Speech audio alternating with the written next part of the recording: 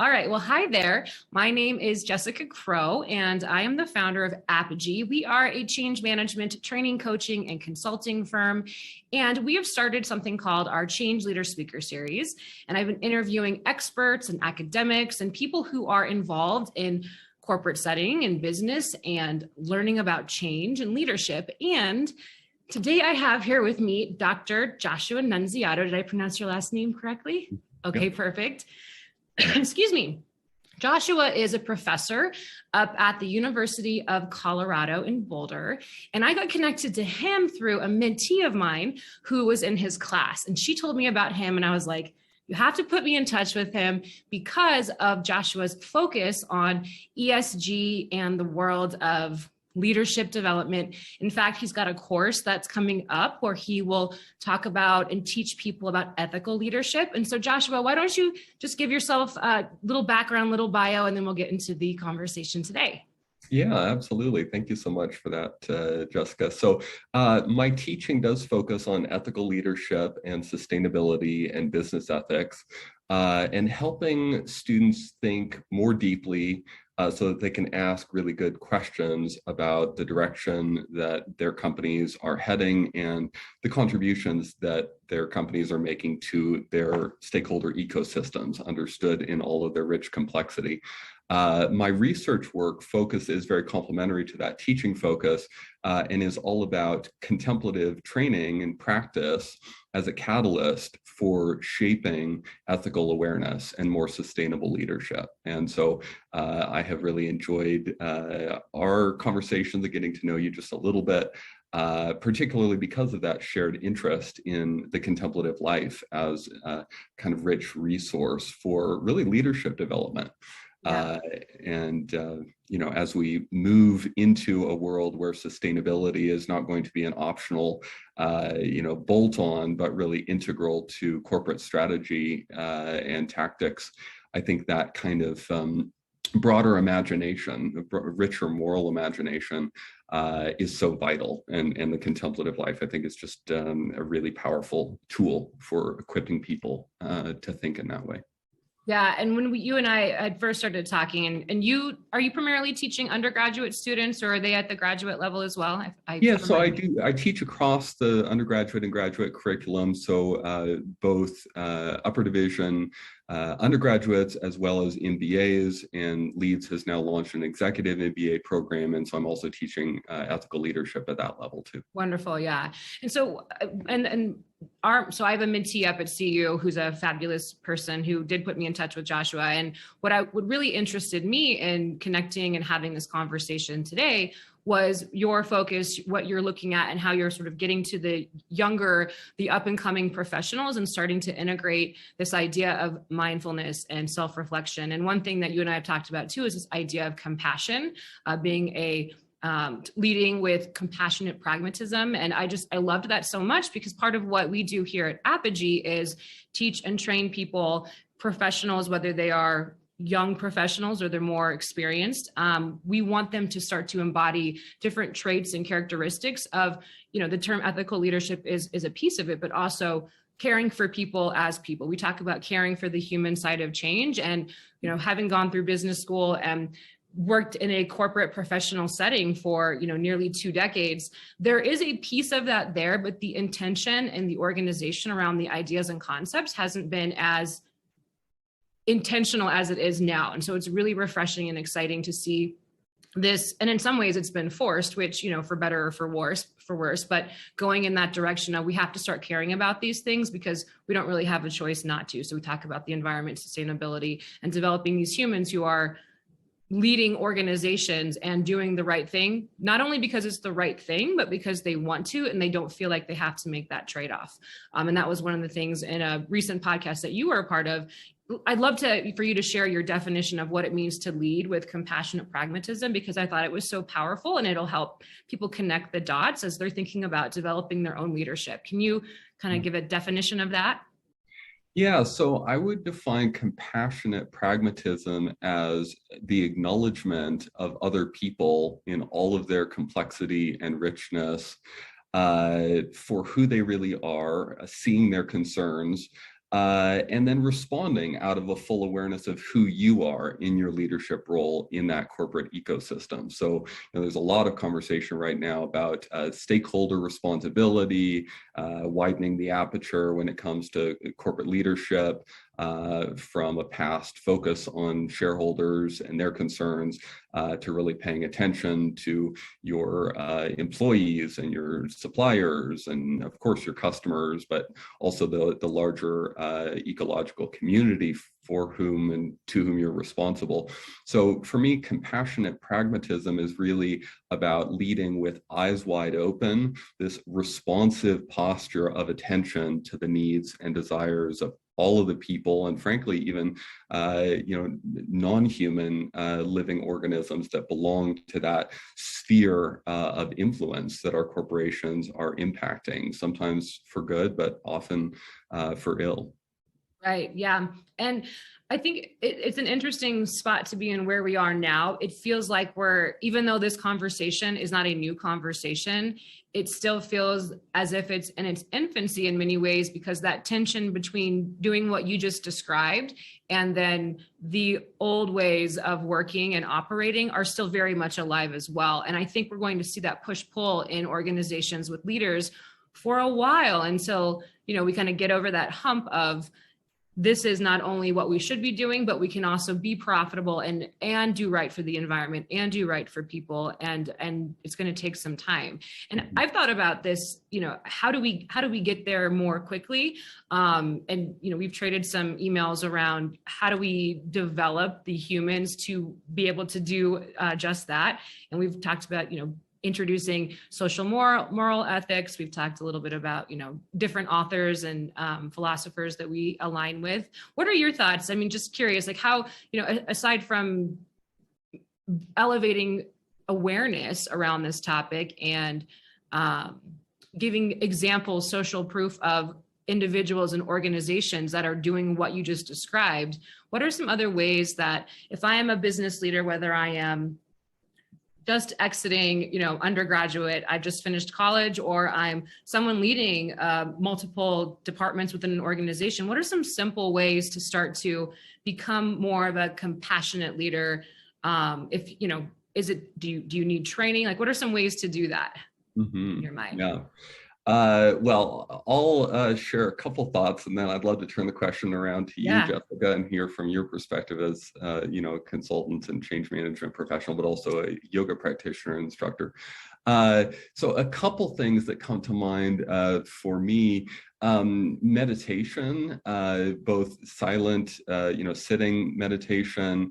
Loving kindness practice, which is a Buddhist centering meditation where you begin with people you naturally feel the greatest affinity for, and you cultivate within silently a kind of attention and appreciation. You could even call it a kind of prayerful regard for those people, and then you expand out to people that you regard either with neutrality or even with a sense of frustration or hostility, and you extend that sense of compassionate kindness and attention out. Personally, I've found that kind of guided meditation or self-guided meditation extremely powerful for developing a more inclusive or cosmopolitan sense of attention to people for whom I might naturally feel very little compassion. So I think that is one thing that stands out. Another is cultivating an awareness of our own mortality in a way that inspires service and care for others. So ancient philosophers call this memento mori, or the practice of awareness, that we are all mortal. And I think initially this can sound rather morbid, but I think especially in a culture that likes to, push reminders of our own mortality, whether through anti-aging products, I was just going to say, yeah, that's through one way. through installing, our elders in assisted care facilities and kind of out of sight, out of mind, a whole bunch of ways we do this. And it can be easy, I think, especially for younger leaders, to live without kind of a mindful attention to the constant passing of all the things around us, even those that seem most permanent and settled, including our own biological existence here. And I think tuning into our own mortality and the shifting, mutable character of things around us can really make us live with greater presence in the moment. I was enjoying some time with my son yesterday over at a friend's house, and also thinking a lot about these geopolitical events going on around us. And I found that actually an awareness of these really scary and anxiety-producing things going on in the world around us tuned me in, because I'm somebody who is really focused on practicing memento mori. It really tuned me in to appreciate and delight and enjoy the time with my son, maybe even more fully than I would have without some of that kind of the influence, of what's going on around us. So meditation, cultivating kind of contemplative awareness of mortality. There are others as well. Those are just two that come to mind for me off the top. What have you seen, especially corporate leaders? So I want to just acknowledge how much I love that we have someone who is a researcher, academic yourself, talking about meditation and mindfulness in the context of corporate business leadership. This is a different conversation that was being had when this was 3 years ago, so pre-pandemic, but that's not that long ago. There was the idea around integrating meditation, mindfulness into the ways of working. It was something that we talked about, but it wasn't a way of working. It wasn't consistent. It wasn't something that we did with intention. It was like, hey, we have a meeting coming up. Let's try this meditation before we get going. And it was more of a icebreaker moment almost. And I agree with you that activities and making what you've talked about with, memento mori, having that as a practice, a daily ritual, whatever it is a truly transformational experience. And I don't think it's as discussed. I know it's not as prevalent in a corporate setting as it could and should be. And I think a lot of it has to do with sensitivities around how people are going to experience how they're going to experience, having someone take you through a guided meditation or whatever it might be, and having it become a part of the ways of working. And so how we start to integrate movement breaks, meditation breaks, breathing, breath work, that's a big part of, as a yoga instructor, something that, we talk about as teachers is staying within the present moment, and we use our breath to bring us back if we're future tripping or we're getting stuck in the past, or if we're on our mat and our mind somewhere else. And so breath work is a really important part of not only coming back into the present moment, but it can change your physiology because you're deep breathing and it's slowing things down in your nervous system and in your mind. But there's just not that space for it just yet in the organizations that I've worked at and are currently working with. I don't know what will be that catalyst for, that'll get us over the hump. I think it's just having more conversations like you and I are having, more business leaders modeling the behaviors and creating, really psychological safety around, hey, I need to take a moment. I can't respond in the moment, even just having that pause where in a business setting, you're expected to, be analytically sharp, respond with an answer. And that's just not how truly many people are built. And how much different would things be if everyone had a moment to pause and have a night and make the decision, if they thought about life and death and gratitude in the same way. So everything that you have said, I am fully aligned with. And I think having these types of conversations, more research continuing to be produced around the value and benefits and the results for doing these simple practices. It's like, how do you get in shape? It's pretty easy. You get good sleep, you eat right, you exercise, but then there's billions of dollars being poured into the health and wellness industry because we think it has to be so much more difficult.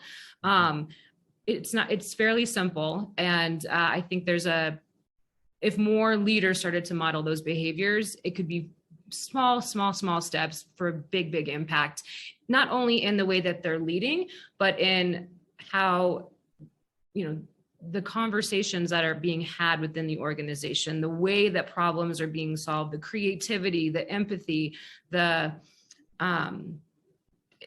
think there's a lot of opportunity there to change how people work together when they start to model and start to implement those things that are, give them space, give them an ability to pause, think, really reflect on what's happening, and also reflect on, we're all humans here. Everybody has something that they're experiencing, that they're suffering. And that kind of gets to the heart of compassion too. When you talk about being a compassionate leader, I think recognizing that and not pushing that aspect, making space for emotions, making space for all the things that make us who we are is a really key part of what will help organizations transform and not only create environments where people can thrive, where profits can thrive, but where, the environment and all of the other things can thrive as well. Anything you want to add to that or?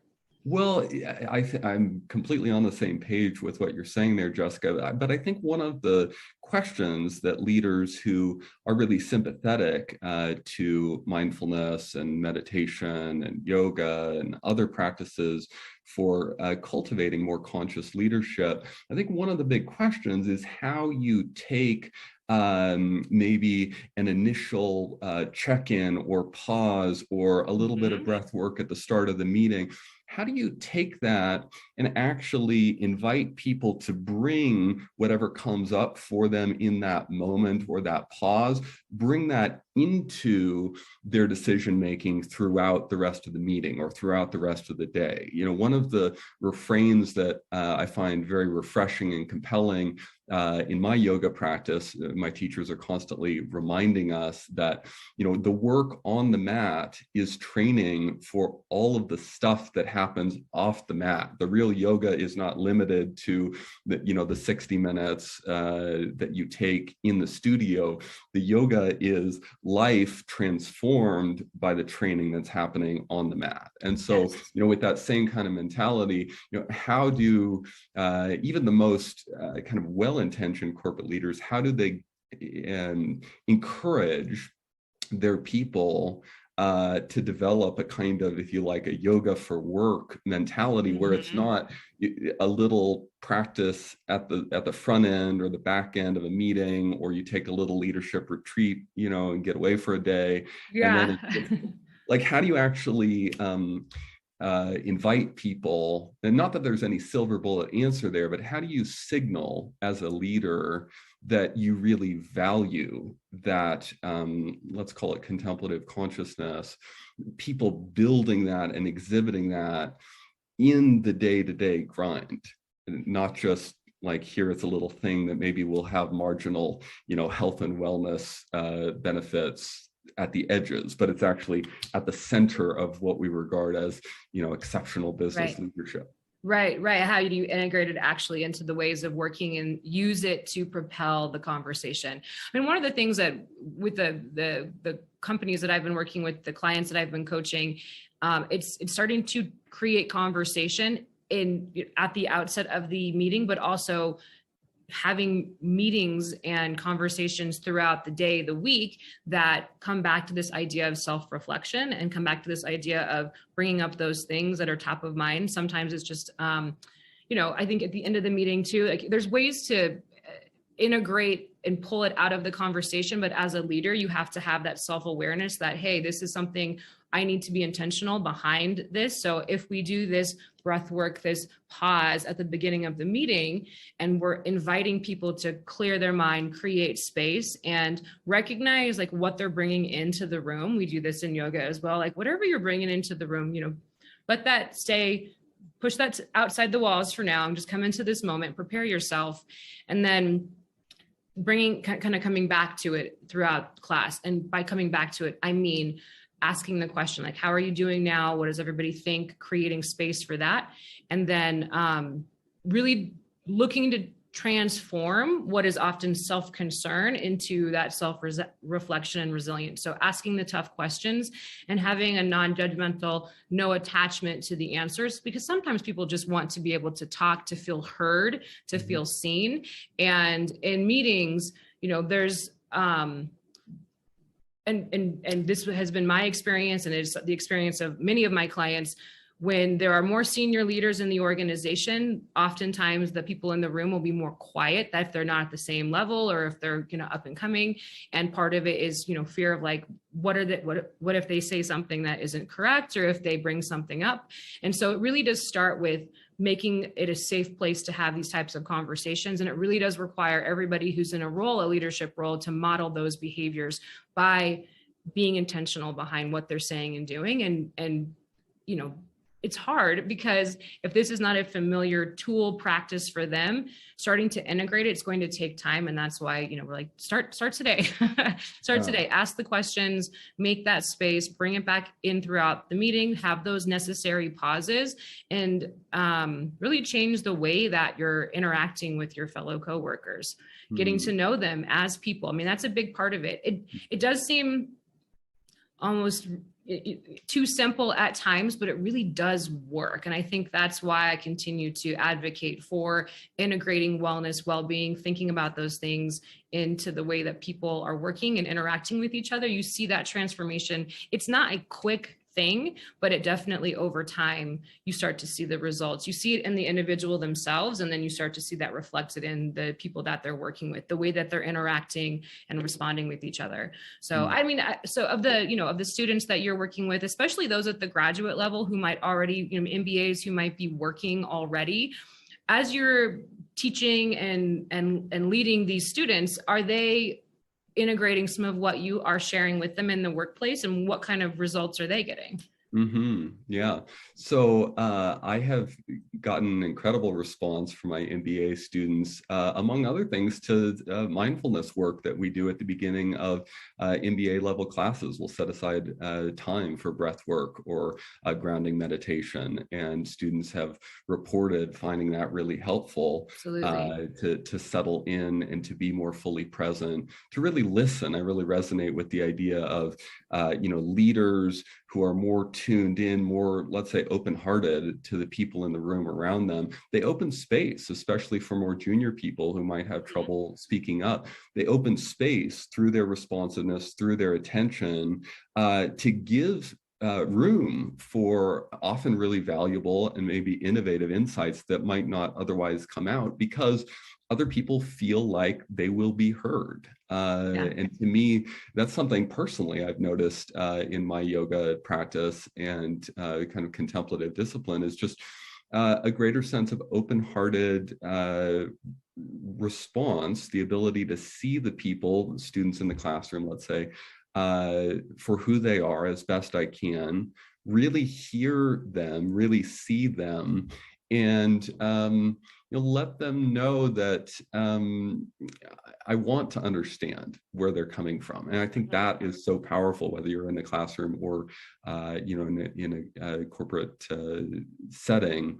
And I think it is really at the heart of effective sustainability as well, insofar as sustainability really requires not just a kind of top-down, we think we know what the local community needs, we think we know what our suppliers need or our customers need. Instead, that willingness to listen and to learn and to adapt and to grow, that takes a certain kind of humble confidence. Yeah. But I think it's incredibly powerful for people who feel the responsibility to kind of widen their awareness of the impact their businesses are having in the world, and then lead so that impact is more net positive, perhaps, than it's been in the past. So long way of saying, my MBAs have found both the specific kind of grounding mindfulness work that we've done in the class room very helpful, but also they have reported that the conversations aimed at widening their sphere of regard in the business setting have also been immediately applicable and relevant to them, especially as they think about helping companies transition from a kind of maybe a traditional corporate social responsibility mindset where it's like, we run some volunteer programs, we give some money to local communities. All of that is wonderful, but there's this broad shift happening in the marketplace toward more integrated corporate responsibility, where people are looking at the central value proposition and saying, okay, what is the impact that is having on our environment and society, and how can we improve that? So my MBAs really have resonated with the work in the classroom, empowering them to facilitate that shift at the companies where they're working. Yeah, no, that's incredible. And, I think even part of what we're seeing with, it's been coined the Great Resignation, or the Great, I forget what the other way of talking about it is, how people are starting to make those choices with where they work, where they want to work. Are the leaders, is the organization operating in alignment with their own values and ideals? And we're seeing that, in decision making, people are willing to spend a little bit more on a product if they agree and align with the way that it's being produced. And so we're seeing this a lot more. And I really do feel like it's at least from what I'm seeing, younger professionals, younger people get it in a way that, some of those, us who are, more experienced, I didn't see that when I was kind of growing up in the corporate space. It was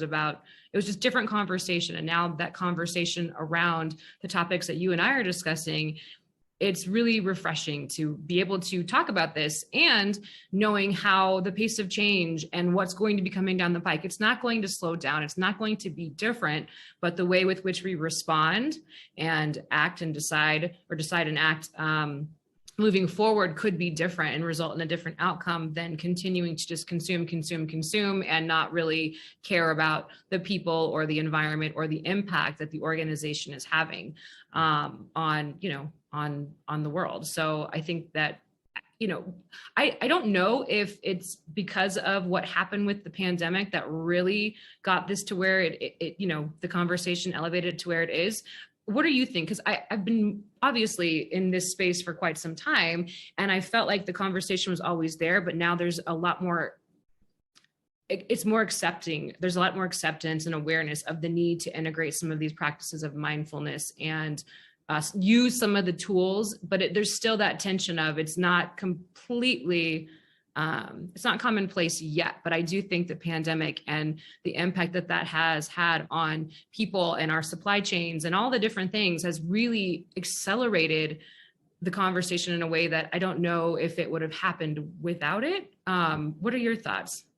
Yeah, Jessica, I think you're spot on when it comes to the S of ESG. I think the pandemic really ratcheted up a lot of the collective action pressures on corporate leaders to really pay more attention to the well-being of their employees, the well-being of their suppliers, frankly, because financially they're strongly incentivized to do so.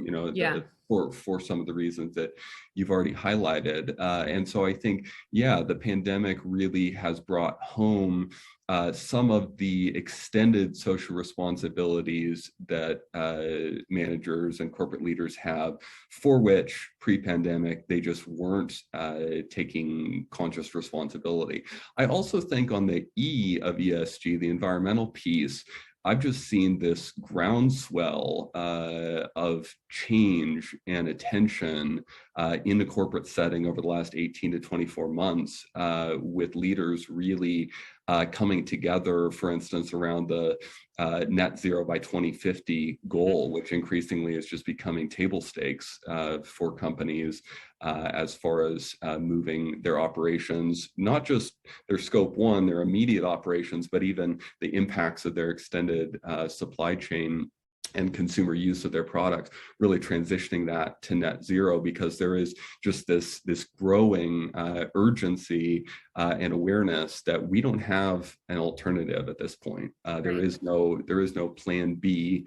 And while we may see, hopefully we'll see some exciting technological breakthroughs that may help us get to net zero, things like perhaps nuclear fusion, other kind of breakthrough technologies, there really isn't going to be any silver bullet substitute for the hard work of cutting our CO2 emissions, transitioning to renewables, and even capturing and sequestering carbon. All of that is going to be part of the equation. And, I think for me, seeing the link between those responsibilities, both environmental and social, and the kind of very human, interpersonal, I see you as an employee, as a consumer, as a member of my local community where I'm doing business. I see you, and while I don't know your pain, because it's your pain and not mine, I feel compassion, meaning Yes. I am with you in the pain or in the problem that I see you struggling with. We are in this together, whether we like it or not. I think embracing that reality is really what is at the heart of compassion. Compassion literally means that you're feeling with somebody. You can't feel what they're feeling, but you can say, hey, I'm in this with you. And I think the pandemic has really brought home to us the need for that, linking the systems level change that we need with the interpersonal regard, respect for stakeholders in the corporate ecosystem. And the environmental piece as well. It all hangs together, but I think it is important for corporate leaders not to allow attention to the systemic problems we face to somehow occupy so much of their attention that they can't see the link between that and the interpersonal, immediate, I see you as another human being. Those have to go together. Both are essential, the systems level and the interpersonal level. You got to have both together, but you want to make sure that regard for the big picture, strategic, mission, vision level stuff doesn't kind of ever cause you to lose touch with the people for whom you're doing this, the kind of world you want to leave for your kids. For me, that is the kind of question that gets me up in the morning and brings me into the classroom and inspires me to kind of help guide the new generation of corporate leaders, because it's like, what world am I going to leave behind for my 6-year-old? Yeah. No, that's so well said. And great point too about the, what I was talking about was definitely more within the S, and E has been, the focus on the environment has been something that has been, obviously that's not new, and you have to have both. And so not making the trade-off on the systemic issues and also caring for people as people. So you said that so well. One thing that you and I have talked about in the past too is, how do you measure this? What are the metrics? What are the ways that you can say, hey, we're doing a good job here. We know that we're on the right track. We know that we're bringing all of this together. And, I think we've referred to them as the intangibles. Maybe we don't even know what we need to be measuring yet.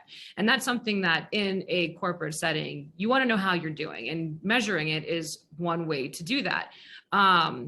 We haven't, here at Apogy, we talk about measuring things at the individual level and at the organization level, but we haven't started measuring resilience, for example, or compassion in a way that, maybe it's not something you measure, but has that come up in any of the classes that you've led, or the conversations that you've had around how do you, in a world that is analytical and full of measurement, how do you know that you're on the right track? Yeah, absolutely. Well, I think it's a great question, Jessica, but I think with stuff like compassion and resilience, you really have to measure the impacts those have on, say, your employees or on your customers, rather than trying to measure those things directly. But you can see and at least get proxy measurements for the changes those things can drive in your business. And I think, frankly, this goes hand in glove with the real push we're seeing right now toward a more holistic assessment of the value that firms are contributing to the world, based not just on their financial performance, but on their environmental and social performance as well. Investors are really interested in measuring, using some incredibly innovative tools, to measure the net impact overall that companies are having on the world through a much more sophisticated and comprehensive set of metrics than we have ever used to evaluate corporate performance in the past. And board members and executives know that this change is coming. It's coming soon. It's going to be driven in large part by regulation, but also accelerated by employees who, like you're saying, want to go work with a company that isn't just saying they're having a good net impact on the world, but is actually showing it, proving it. So, I think some of those net big picture impacts, whether it's your CO2 emissions, whether it's the waste that you're putting out, the plastics you're putting out, whether it is your pay equity, the demographics of your company, and whether that reflects the outside demographics in the community where you're doing business, when you're looking at, say, gender, race, other measures of diversity. And these are all things that people increasingly want to see businesses managing to, reporting on. And I think those, let's say, measures of sustainability performance are integrally connected with personal leadership qualities like compassion, courage, resilience, the stuff that we've been talking. When leaders model that, they drive the kinds of impacts in the business that we're talking about. So, you can of course use surveys and use various statistical models to try to get a proxy for this. But ultimately, I think in a sense, the proof is in the pudding when it comes to what is the impact your company is having on the world. Show me that's where your compassion really meets the road, to mix a metaphor there. That's where it really matters. Yeah. And one thing that we talk about too is, it all starts with yourself. Having compassion for others really requires having self-compassion, and that is one of the more difficult things to do. And so, when Apogee, when we engage clients and companies, we take a look at the overall ecosystem within the organization from a culture perspective. How do people feel? How do they feel cared for? Do they feel, and this is again more probably in the lane of the S. We spend a lot of time coaching that you got to put on your own life jacket first in order to be able to lead and be effective in the way that you want to embody as a compassionate leader, as somebody who is living in alignment and making decisions that are in alignment with their own personal values and beliefs. And so it really does start with having that self-awareness. How do I treat myself? How do I think about myself? How do I acknowledge the suffering that I have had, and use that as a way to develop that empathy and to see people as people and have that impact that I want to have. And so if we don't start within ourselves, and this is a sort of a theme within yoga as well, your mat is a mirror, and what you do is that's how it manifests outside of the yoga classroom. It really does start with caring for yourself in a different way. And I think that will be, that's the true hurdle for many people, is having that self-compassion and being able to reflect that back. Because until that happens, having compassionate leaders and organizations that are doing the things that you and I have talked about, the road will be much more bumpy, which is, all part of the process. But I think it really does start with with caring for ourselves in a different way. Do you agree with that? Oh, I think that's super powerful, really insightful.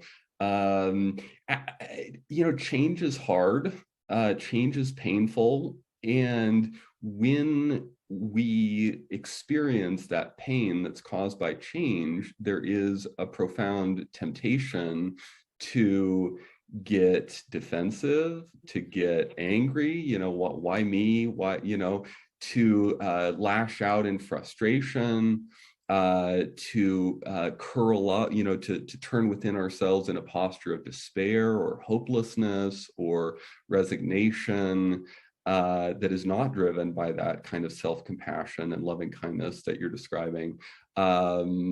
So I guess the question that it raises for me is how, in the face of the pain that's caused by change, among other things, how we cultivate first in ourselves and then open space for those around us to resist that temptation to go to one of those default, kind of ego forward postures, and like actually let the pain in, not in some kind of sadomasochistic kind of, but like in a kind of acceptance that is willing to move through the pain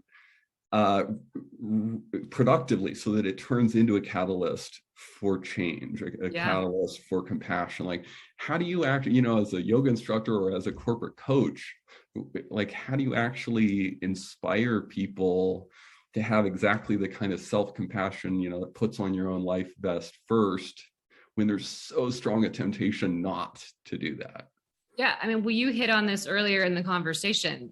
Meditation is such a powerful tool for sitting in that stillness and allowing whatever needs to come up, and allowing it to pass through you. And I think that is why yoga is a modality that so many individuals choose as well, because you're moving the energy, you're sort of allowing that release, that letting go. But there's a lot of different ways to do that. Some people choose running. There's a lot of, there's or other healthy, productive ways of creating space, but allowing yourself to sit in that stillness, that is, I think, the power of creating a meditative practice or prayer or whatever it might be for the individual, and allowing whatever needs to come up and to pass through. I think the default is what you described, or potentially, behaviors to numb, to push away those feelings, whether it's substance or work or technology. There's a lot of ways that we ignore those things that are coming to the surface, that nobody wants to feel uncomfortable. Nobody likes to sit in discomfort, but it is all part of the process. And if we start to integrate this idea of that pause and have this space in our ways of working and being, and making time for that, and then talking about it, that's a very therapeutic healing. I mean, that's why people go to therapy or get coaching. They need to be able to talk out the things that they're feeling, and having someone to give feedback and reflect it to. And in the workplace, creating that psychological safety as a leader of people and teams.